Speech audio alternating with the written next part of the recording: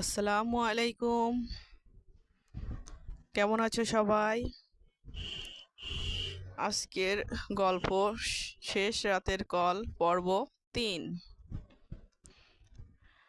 রাফি নিখোঁজ হওয়ার পর গ্রামের লোকজন বলে রাতের দিকে তার ঘর থেকে এখনো ফোন বাজে।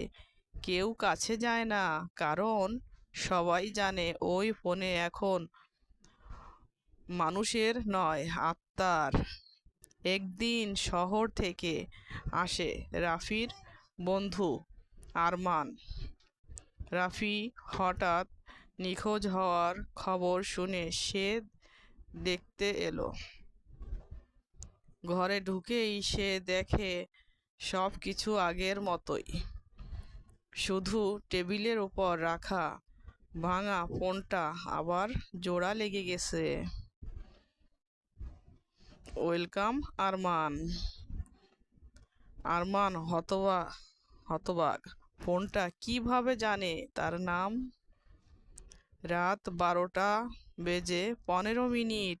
ঘরের ভিতর একবার জ্বলছে, একবার নিভছে, ফোনটা আবার বাজলো।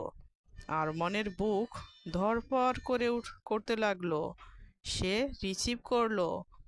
ওপাশ থেকে রাফির গলা, বন্ধু আমাকে বাঁচাও, আমি ওই আয়নার ভিতরে বন্দী।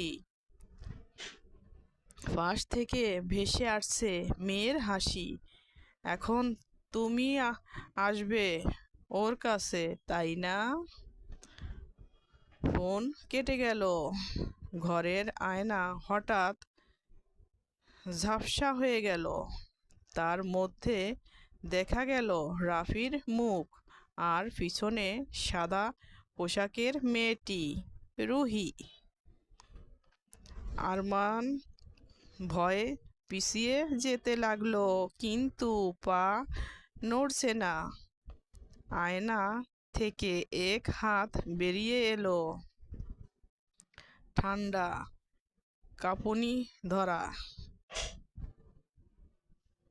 আরমান চিৎকার করে উঠল, কিন্তু ততক্ষণে দেরি হয়ে গেল।